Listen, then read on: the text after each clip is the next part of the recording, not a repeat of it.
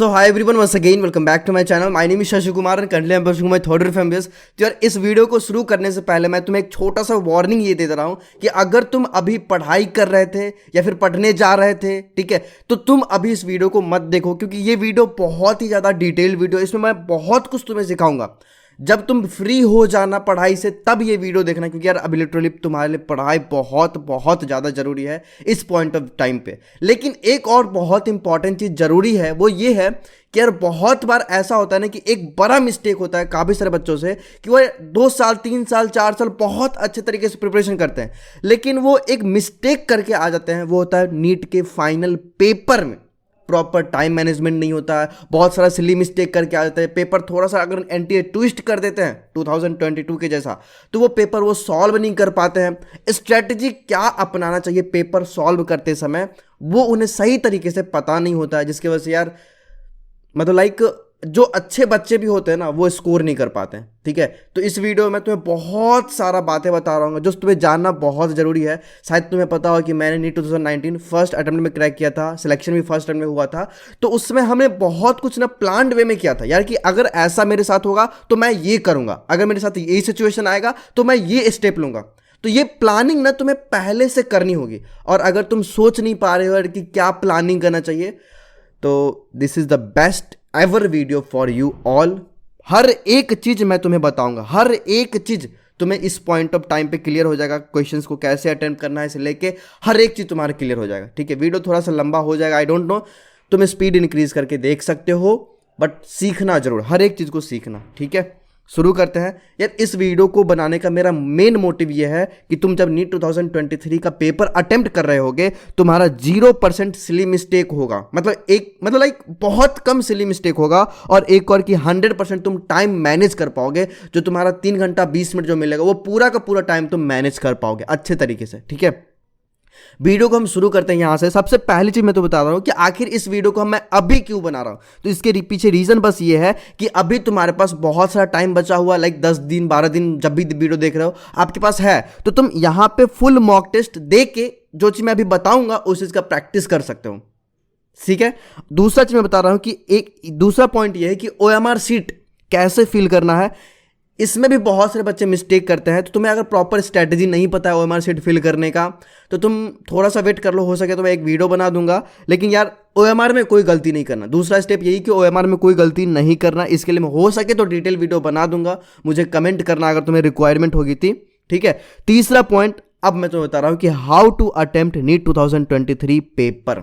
आखिर paper attempt कैसे करना है समझो, कि फॉलो योर ओन स्टडी। सबसे पहला पॉइंट मैंने यही बोला है ना कि तुमने अगर पूरे 2 साल में 3 साल में अगर किसी स्ट्रैटेजी को फॉलो करा है जो तुमने खुद बनाया होगा, आई प्रॉमिस यू कि तुम उसी स्ट्रैटेजी को फॉलो करना, क्योंकि तुम उसी से बहुत अच्छा स्कोर करोगे। लेकिन कुछ चीजें हैं जो इसमें ऐड ऑन करना, वो आगे मैं तुम्हें बताऊंगा। अपना स्ट्रैटेजी लिटरली हमेशा काम आता है। ठीक है, अब सुनना, हमारा जो नीट 2023 का पेपर होगा ना, वो जो पेपर होगा वो पेपर कैसा होगा, पेन एंड पेपर बेस्ड होगा।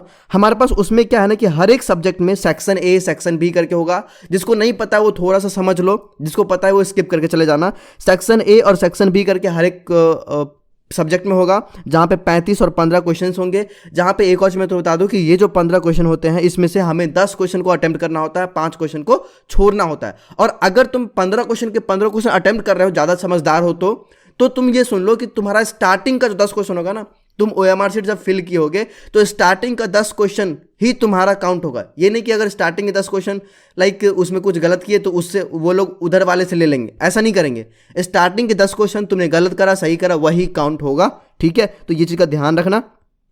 5 क्वेश्चन तुम्हारे पास ऑप्शंस में होंगे। फाइन, ये चीज़ पता होगा तुम्हें। अब मैं तुम्हें ये बता रहा हूँ कि सेक्शन ए और सेक्शन बी ये थोड़ा अलग सेक्शंस होते हैं। सेक्शन ए जो होता है वो as compare to section B easy होता है। जो मैंने अभी 2 साल हर एक बच्चे से बात करके पूछा कि उन्हें सेक्शन ए कैसा लगा, सेक्शन बी कैसा लगा, तो section A as compare to section B वो इजी होता है। तो यार तुम्हें पता होगा कि इजी वाला क्वेश्चन ही हम लोग गलत करते हैं, मिस्टेक्स इजी वाले क्वेश्चन में ही होता है, और यही चीज हमें रोकना है। सुनना तुम कि solve questions carefully, you can correct 100% question from section A.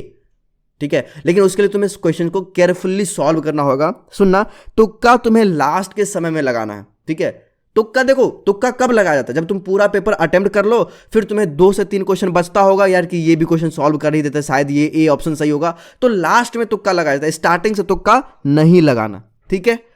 ये चीज मेरे सर भी बोले थे कि अगर 1-2 क्वेश्चन छूट रहा होगा, अगर तुम्हें थोड़ा सा भी उसमें डाउट हो रहा होगा, तुम उसको मार के आ जाना, ठीक है। मे बी सही भी हो सकता है, fine. Use option elimination method, use option elimination method to solve doubtful question.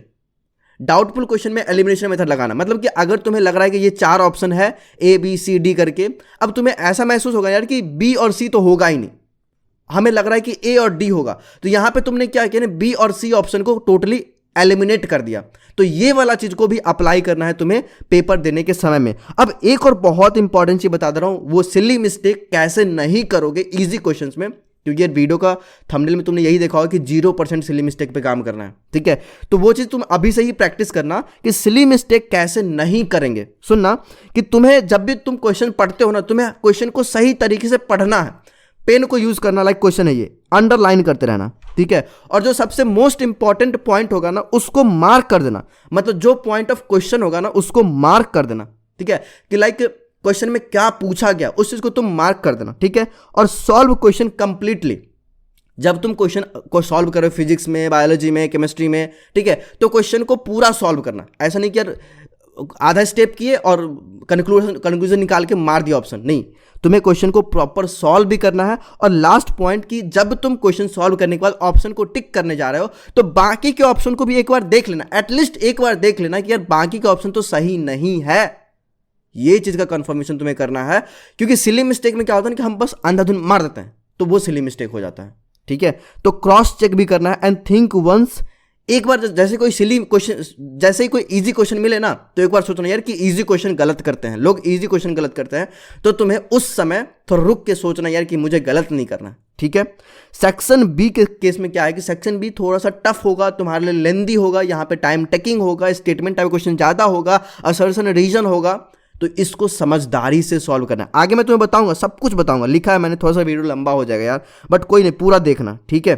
तुम्हें समझ में आ जाएगा कि ये सेक्शन भी थोड़ा सा टफ पोर्शन होगा। You are having option to solve 10 question out of 15 question, ठीक है।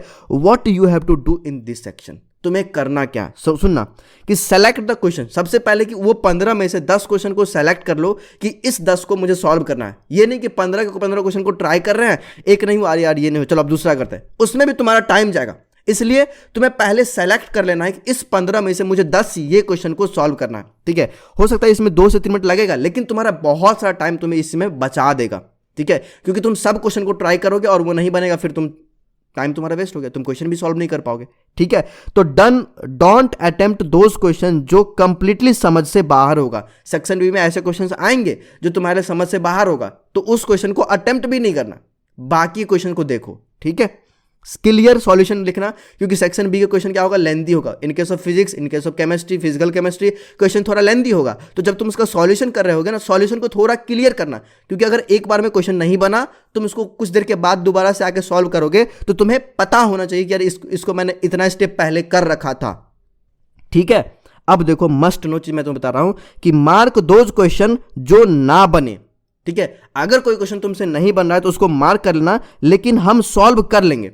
मैं तुम्हें बता रहा हूँ कि कुछ कुछ क्वेश्चन ऐसे होते हैं ना जिसको हम नहीं बना पाते उसी समय में, लेकिन ये सोचते हैं कि इसको हम बाद में सॉल्व कर लेंगे, वैसे क्वेश्चन को मार्क कर लेना। मार्क कैसे करना भैया, कि कुछ स्टार मार्क लगा सकते हो, कुछ गोला कर सकते हो। ये अपना एक सेट कर लो कि अगर कोई क्वेश्चन है जो मेरे से नहीं बनेगा, लेकिन हम अभी नहीं बन रहा, लेकिन हम बाद में बना लेंगे, तो ऐसे क्वेश्चन को मार्क कर लेना, ठीक है। We get more idea about question when we solve the paper completely.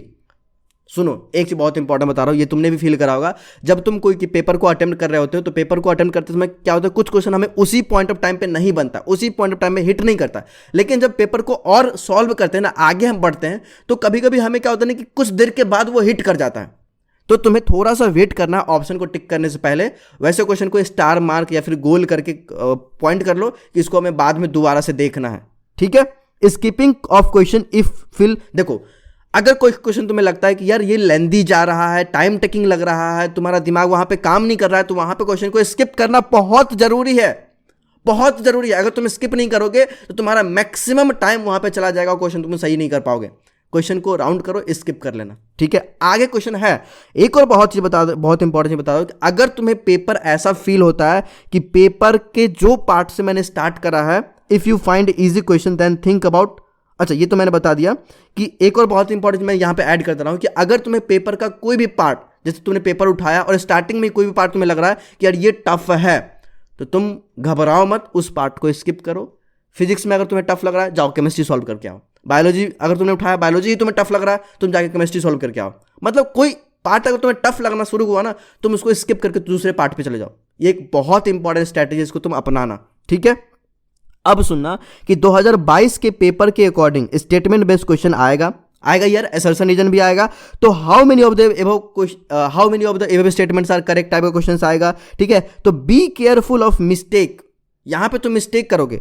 Read all the statements properly then mark the question, पहले सारे के सारे स्टेटमेंट को सही तरीके से पढ़ लो, फिर उसके बाद क्वेश्चन को मार्क करना। If you are confused in any one statement, wait, पहले रुक जाओ, पहले सारे के सारे स्टेटमेंट को पढ़ो। अगर फिर भी कंफ्यूज हो तो mark the question and solve another question, ठीक है। यही स्ट्रेटजी अपनाना है मेरे मित्र, यही चीज करना है यहाँ पे, यही तो स्मार्ट वर्क होता है ना। Match the following type of questions को कैसे सॉल्व करना है, थोड़ा सा वेट कर लो, मैं इसे भी समझा दे रहा हूँ।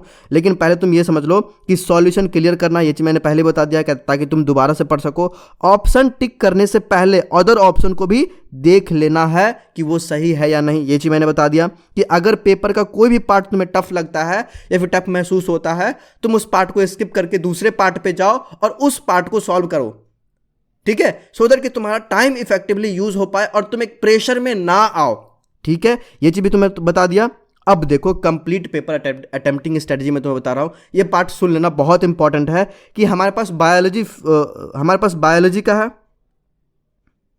हाँ हमारे पास बायोलॉजी का सेक्शन ए, सेक्शन बी है, केमिस्ट्री का सेक्शन ए। देखो मैंने अपने अकॉर्डिंग एक स्ट्रेटजी तुम्हें बताया है, अगर तुम्हें लगता है कि ये सही है, मुझे तो लगता है यार ये सही है, अगर तुम्हारे ऊपर ये फिट होता है तुम इसको अप्लाई जरूर करना। जैसे तुम पेपर अटेम्प्ट करना शुरू करना तो सबसे पहले बायोलॉजी का सेक्शन ए अटेम्प्ट करना, बायोलॉजी का सेक्शन ए अटेम्प्ट करना, और सेक्शन ए अटेम्प्ट करने के बाद OMR शीट फिल कर लेना, ठीक है। इस चीज को करने में तुम्हें 35 मिनट्स लगेंगे, जहां पे तुम 70 क्वेश्चन सेक्शन ए का अटेम्प्ट कर रहे होगे, बायोलॉजी का जूलॉजी और बॉटनी दोनों मिला के, ठीक है। बायोलॉजी में सेक्शन बी जो होगा उसको तुम उसके बाद अटेम्प्ट करना है, यहां पे भी इसके अटेम्प्ट करने के बाद OMR फिल कर लेना। यहां पे तुम्हें 20 क्वेश्चन मिलेंगे, ठीक है, सेक्शन बी में जूलॉजी और बॉटनी दोनों मिला के, और इसमें तुम 20 मिनट लगाना, क्योंकि ये थोड़ा क्वेश्चन जो होगा थोड़ा लेंदी भी हो सकता है, ठीक है, टाइम थोड़ा सा आगे पीछे होगा बट कोई बात नहीं।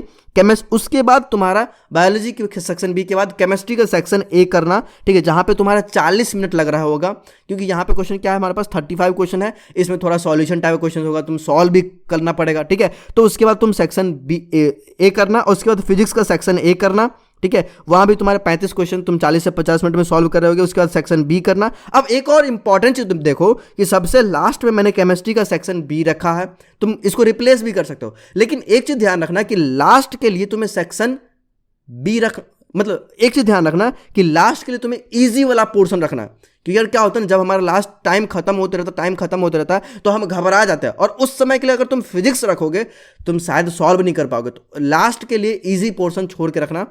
केमिस्ट्री का सेक्शन बी भी रख सकते हो या फिर सेक्शन ए भी रख सकते हो, जो तुम्हें लगे कि इजी होगा, लास्ट में हम धराधर भी कर सकते हैं, तो वही तुम रखना, ठीक है। ये एक चीज मैंने बताया कि if you face difficulty in the any portion, चलो ये चीज मैंने बात कर लिया है। तुम्हारा 180 मिनट्स लग जाएंगे, बाकी OMR शीट वगैरह फिल करने के लिए 20 मिनट्स है तुम्हारे पास, ठीक है। अब कुछ पॉइंट सुन लो, मैं तुम्हें बता दे रहा हूं कि लास्ट के लिए इजी सब्जेक्ट रखना, ये मैंने बता दिया। पेपर के मिड में पेन, पानी, टॉयलेट, ये सब के लिए हम लोग जाते हैं ना, तो ये सब नहीं करना, ठीक है। योर एग्जाम का एक एक सेकंड तुम्हारा इंपॉर्टेंट होगा, हर एक चीज मैंने यहाँ पे लिख रखा है। इस PDF को हो सके तो मैं टेलीग्राम पे दे दूंगा, तुम वहां से पढ़ लेना। पेपर अटेम्प्ट करते समय कुछ भी नहीं सोचना, होता नहीं यार, हम जब पेपर अटेम्प्ट कर रहे होते हैं, यार सिलेक्शन होगा कि नहीं होगा तो क्या होगा, पापा बाहर खड़े हैं, बाहर धूप बहुत है, पानी नहीं पिए हैं, 100 टाइप ऑफ थिंकिंग आते हैं उस समय, लेकिन तुम्हें इन सब चीजों के बारे में नहीं सोचना है, ठीक है। Take a deep breath, meditate for 15 minute. ये चीज़ मैंने खुद भी करा था कि पेपर अटेम्प्ट करने से पहले 10 से 15 मिनट के लिए मेडिटेट करो, तुम्हें वहाँ पे थोड़ा सा कूल फील होगा। बाकी कोई भी दोस्त आता है, कोई है तुम्हारा जाना पहचाना अनजाना, किसी से बात मत करना। LN के स्टूडेंट हो, PW के स्टूडेंट हो, कोई भी स्टूडेंट हो, तुम किसी से बात मत करना, ठीक है। तो ये स्ट्रेटजी को हमेशा याद रखना। ठीक है, अब मैं तुम्हें कुछ चीज़ें बता दे रहा हूँ यार कि हमारे पास क्या होता है ना, बहुत बार ये मैच द फॉलोइंग टाइप के क्वेश्चंस होते हैं और ये हम लोग गलत करते हैं। खुद मैंने पर्सनली भी गलत करा था, तो इसको सही कैसे करते हैं? देखो यार, बहुत बार ऐसा होता है ना कि मैच द फॉलोइंग हमारे लिए स्कोरिंग पोर्शन होता है, क्योंकि ऐसे क्वेश्चन होते हैं ना, लाइक तुम अगर देखो 54 का, अगर तुम्हें पता है कि होमो निंडरथल्स होते हैं, उसका ये मेंटल सीसी जो होता है वो 140 होता है। अगर तुम्हें एटलीस्ट ये ऑप्शन तुम्हें पता है, तुम आराम से बी का 4 मार के बिना सोचे हुए तुम 4 आंसर मार दोगे। ठीक है, तो ऐसे मैच द फॉलोइंग पे हमेशा ध्यान रखना कि एक ही ऑप्शन को टिक करने में हमारा सारा का सारा आंसर आ जाएगा। बहुत बार ऐसा होता है कि तुम देखो यहाँ पे कि लाइक तुम यहाँ पे ये भी देख सकते हो कि चलो, हाँ देखो कुछ चीज़ें हैं यहाँ पे, मैं तो बता रहा हूँ कि यहाँ पे ऐसा है कि डी का 4 करके 3 ऑप्शन है। अगर बहुत बार बच्चे ये भी सोचते हैं यार कि डी का 4 तीन बार है, मतलब डी का तो 4 कन्फर्म ही होगा, डी का 4 कन्फर्म ही होगा। तो ऐसा गलती नहीं करना। तुम यहाँ पे देखो कि यू कैन सी कि माइकोराइजा डी का है। डी का माइकोराइजा क्या होता है? Mycorrhiza is the symbiotic association between fungi and plant होता है। ठीक है, तो यहाँ पे डी का 1 होगा। ठीक है, और डी का 4 बोलने वाले mycorrhiza association of algae and fungi, ये डी का 4 नहीं होगा। तुम अदर ऑप्शन को चेक करो, यहाँ पे ऐसा टिक मत मारना, तुम अदर ऑप्शन को भी चेक करो कि आखिर पैरासाइट क्या होता है। तो पैरासाइट होता है कि जो डिकम्पोजिशन ऑफ ये बी का 2 होगा, सॉरी बी का, एक मिनट, बी का पैरासाइट क्या होता है? हाँ, लिविंग ऑर्गेनिज्म पे जो रहते हैं वो पैरासाइट्स होते हैं। सेप्रोफाइट्स क्या होता है? जो डिकम्पोज्ड मैटर पे रहते हैं वो सेप्रोफाइट्स होते हैं। तुम ऐसे क्वेश्चन में अदर ऑप्शन को भी चेक जरूर करना। अब देखो, एक कैटेगरी के क्वेश्चन ये होते हैं कि जहाँ पे तुम्हें ऑप्शन ज़्यादा मिलते हैं। ठीक है, यहाँ पे क्वेश्चन तो 4 है लेकिन ऑप्शन 5 है ना। यहाँ पे तुम एक ऑप्शन तुम्हारे लिए कंफ्यूजिंग ऑप्शन वहाँ पे दिया जाता है, जैसे यू कैन सी कि डी का reduction in the size of T web का साइज घट गया है। तो घट गया है तो क्यों घट गया है? तो यहाँ पे यू कैन सी डी का लाइक कोरोनरी इस्चीमिया हो गया है या फिर रीपोलराइजेशन ऑफ अट्रिया। बहुत सारे बच्चे यहाँ पे गलती करेंगे ना कि अट्रिया का रीपोलराइजेशन हो रहा है, हाँ टी वेव वहाँ पे कम होता है। ठीक है, लेकिन यहाँ पे वो चीज़ आपसे नहीं पूछ रहा है, यहाँ पे आपसे पूछ रहा है कि डी मतलब लाइक अगर टी वेव का लेंथ कम हो गया है तो वहाँ पे क्यों कम हुआ? तो यार उसका वजह होता है कि कोरोनरी इस्चीमिया हो गया, मतलब कोरोनरी मसल्स में ऑक्सीजन का सप्लाई घट गया। तो आई थिंक तुम्हें समझ में आ गया कि क्वेश्चंस को अटेम्प्ट कैसे करना है।